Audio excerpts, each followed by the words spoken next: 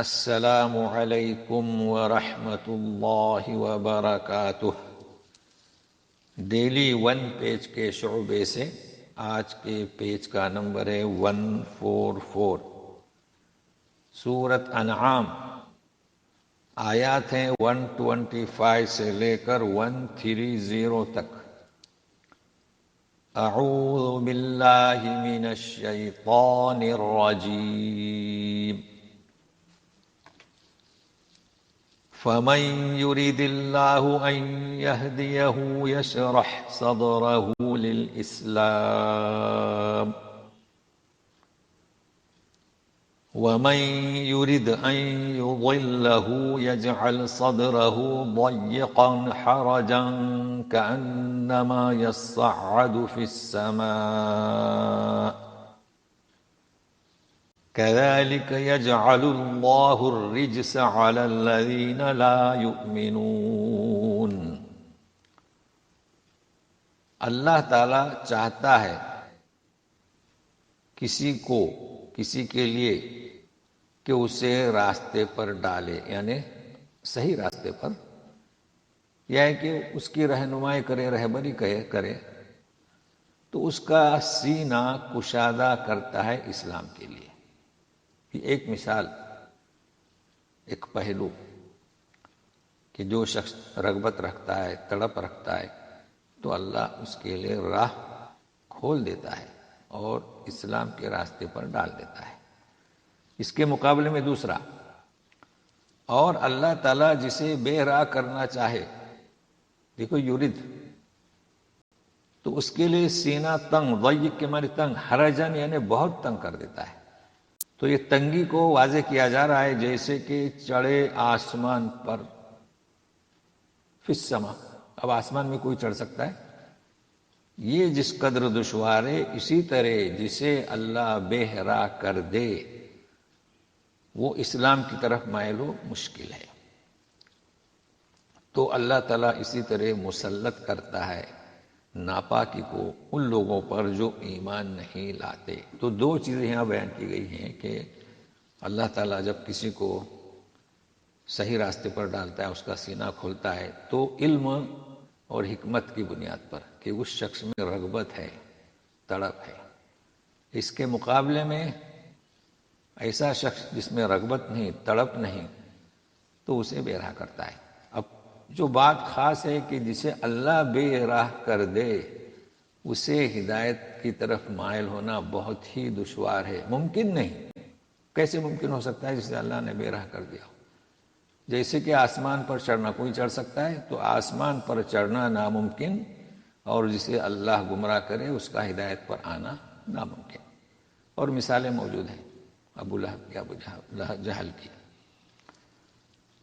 وَهَذَا صِرَاطُ رَبِّكَ مُسْتَقِيمًا قَدْ فَصَّلْنَا الْآيَاتِ لِقَوْمٍ يَذَّكَّرُونَ۔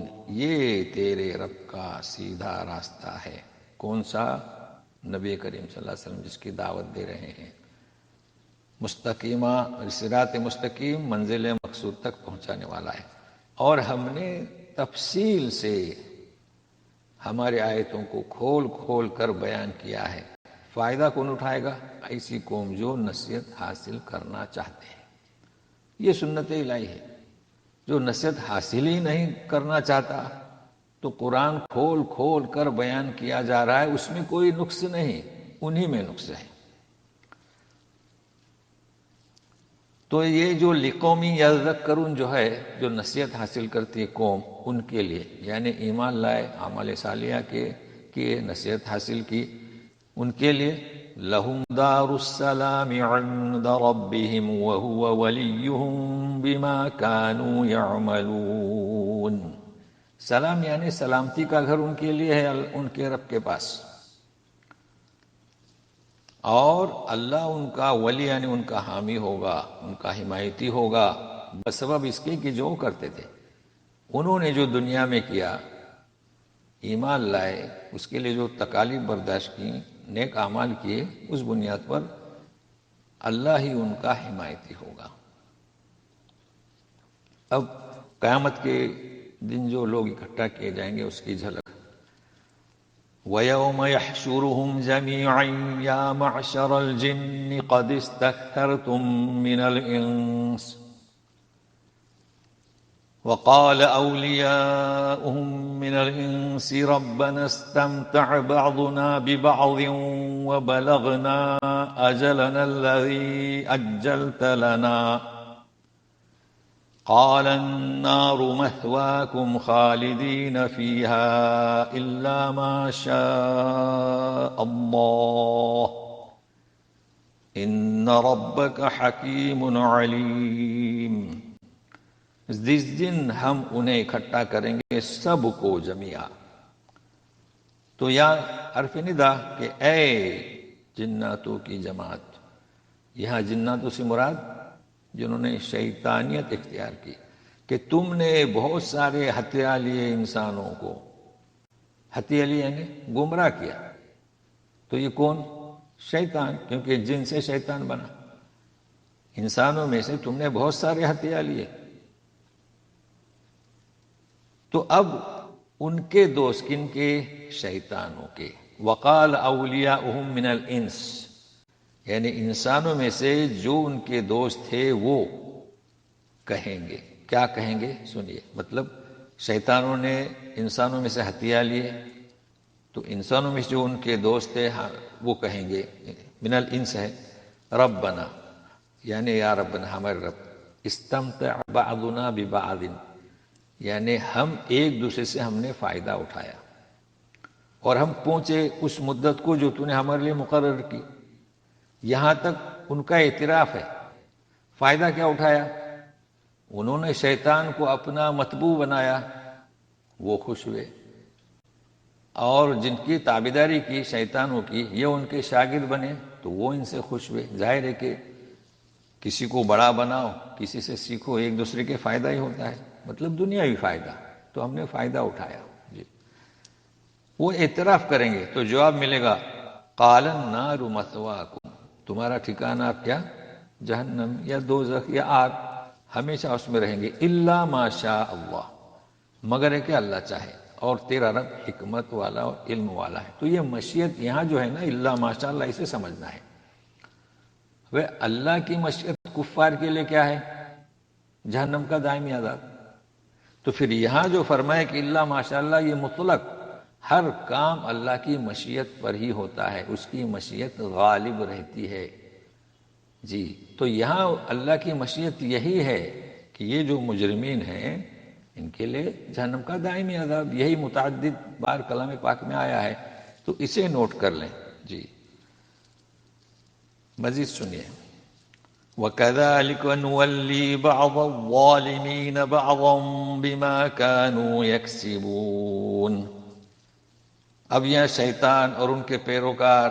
اب دیکھیے کہ اسی طرح ہم نے اب نولی کے معنی قریب کر دیا، دوست کر دیا، ظالم میں سے ایک کو دوسرے کا.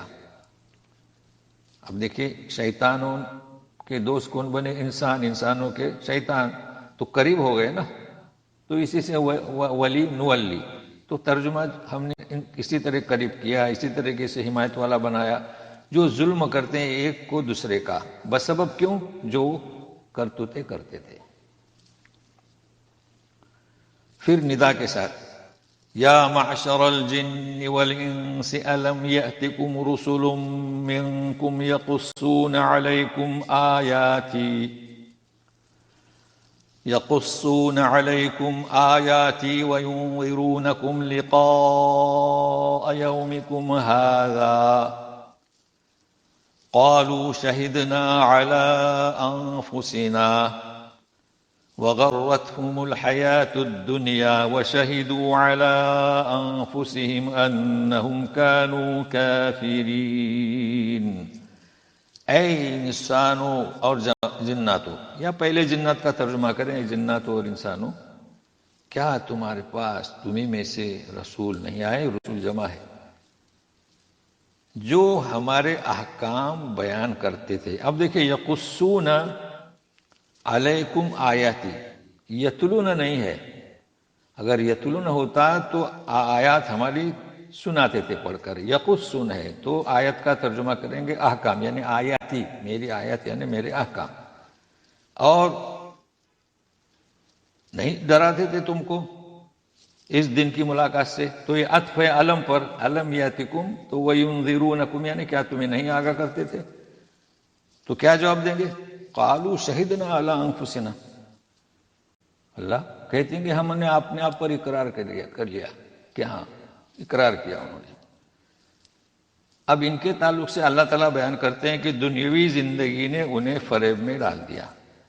تو کیا ہوا نتیجہ؟ خود ہی اپنے آپ پر اقرار کر لیا. کیا اقرار کیا؟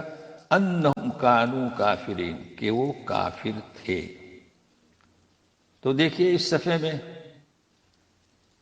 معاشر الجن، پھر معاشر الجن والانس، اور جنس بول کر کون مراد لیا گیا؟ شیطانی گروہ.